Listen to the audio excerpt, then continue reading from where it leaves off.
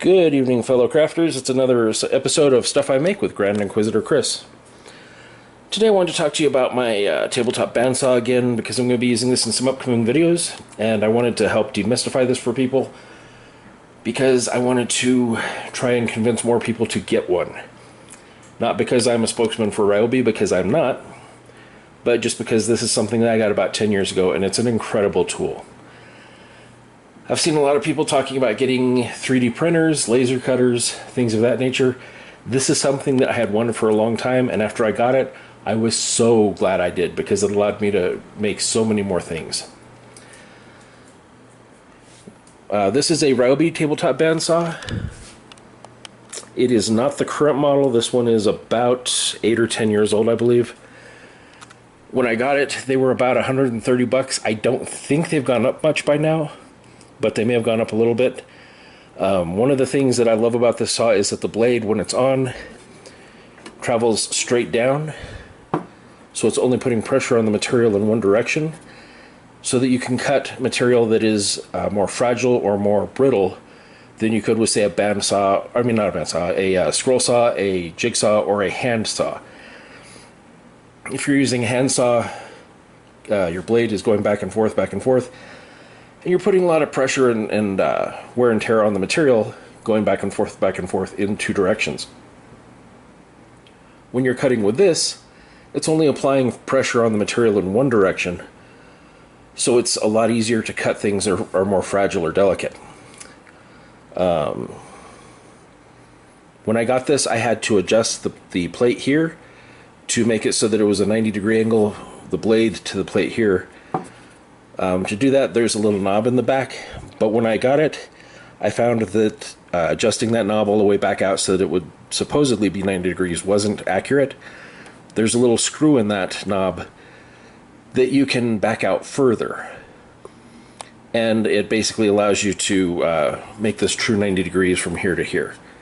When I'm doing cuts, you're going to see me using a triangle as a guide, and this allows me to keep the cut straight because it's 90 degrees in this direction. Now, one thing you have to understand about the blade on this is it's not a exactly straight blade.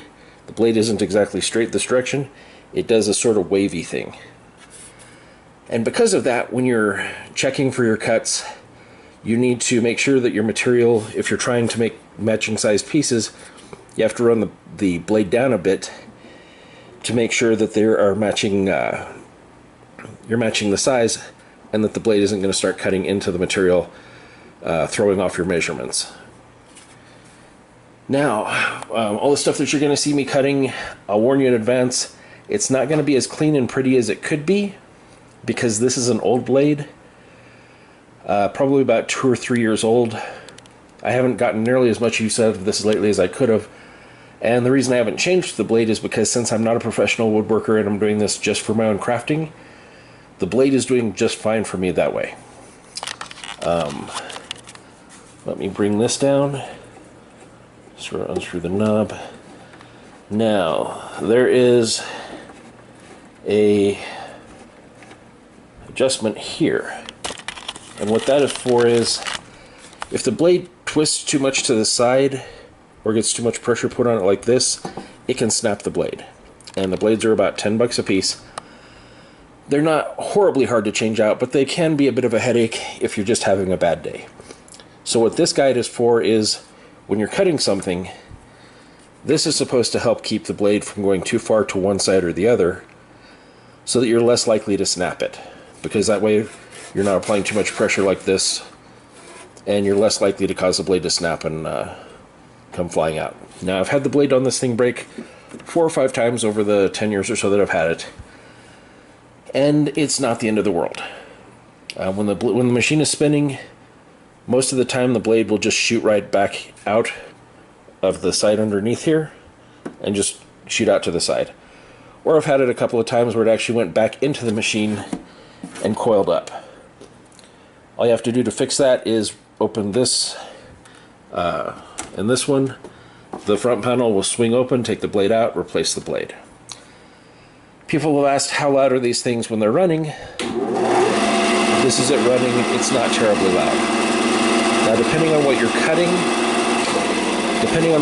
it can get loud. But it's really going to depend on what you're cutting and what precautions you've taken.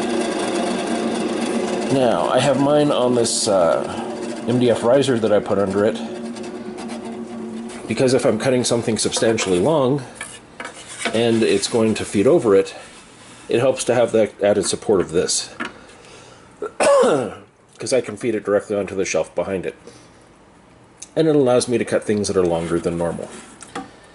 Most of the time when I'm cutting stuff, it's just going to be fairly small. Now, I'm sure that you're sitting there saying that this is going to be overkill. I don't need anything nearly that big. All I do is cardboard. This is one of the most useful tools I've ever gotten because it allows me to do so much. If you want to just use it to cut poster board, you can use it to cut poster board. If you want to use it to cut cardboard, you can use it to cut cardboard. And that may seem excessive, except that it allows you to mass produce things much more quickly. Now, because this is a smaller one, it doesn't have the same options available on the blades, unless you go to like a specialty shop where the blades can get incredibly expensive.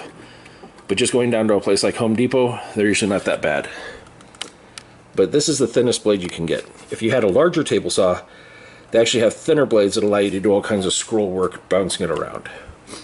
I'm not one of those guys, so this blade does pretty much everything I need. Now, for anyone that has seen my wooden Thunderhawk gunship, this is what I used to make that, and all the parts on it. Oh, except for a couple of holes that I had to drill, and that I used a drill press for. Now, because this blade is a little old, some of the stuff you're going to see me cutting isn't going to be quite as clean as it could be. But I'm okay with that because it's still going to be perfectly fine. It requires very little cleanup. But because of that, it's not going to be quite as clean of a cut on the bottoms of some of the stuff, because some of the stuff I'm going to do in the beginning, I'm going to do intentionally for people that have absolutely no experience with woodworking at all. If you do decide to get one of these after watching my videos, watch a couple of safety videos. I'm sure there are plenty on YouTube to see what people suggest as far as safe handling and everything. But this is one of the things that I think is one of the greatest tools that I've ever gotten. And there's just not enough nice things that I can say about it. And like I said, this is something that I got about 10 years ago. I'm not a paid spokesperson for Ryobi. But hey, Ryobi, if you're looking for someone to do some craft stuff and get you some good press, hit me up. I will catch up with you guys probably in about a week or so. I'll have a video with a craft that I've made on this, specifically geared toward people that don't have any experience or a saw of their own. But I'm going to show you some reasons why it's perfect for crafters like everyone else in this group. Talk to you guys later. Bye.